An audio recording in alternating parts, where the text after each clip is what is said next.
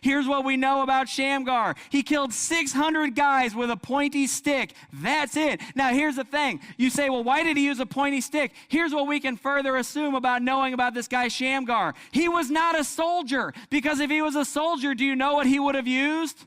A sword. Right? He would have picked up a sword to go to battle. God called him to do this thing, and he's like, well, okay, and he goes off knowing with what he has. He's a farmer. He's somebody who has an ox goad. Do you know what an ox goad is used for? When you're plowing a field, you use the ox goad literally to goad the ox. You poke him so that he stays in a straight line while he's plowing the field. It is not a weapon. It is a farming utensil. It's like going out there with a rake and be like, bring it, Philistines!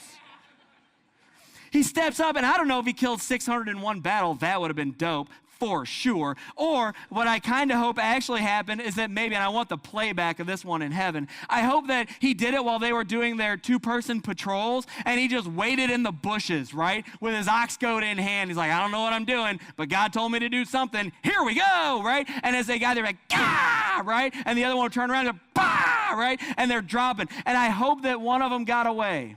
And he ran back to the Philistine army. And he said, there's this guy out there with a pointy stick, keeps stabbing us in the neck. I don't know what's going on. Shamgar was a guy who God called him to do a thing.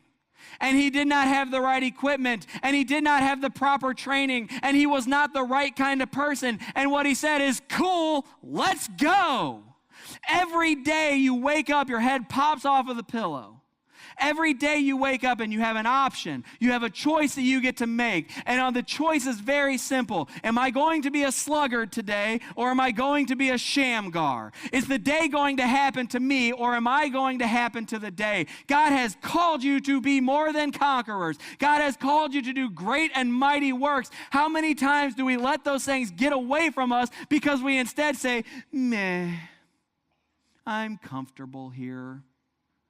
Guys, we are missing the truth and the power of the gospel when we choose to be a sluggard. When we choose to make excuses and we choose comfort over progress, and when we refuse to learn and become prepared for what God has called us to, we are missing the entire point of the gospel. You're called to change the world.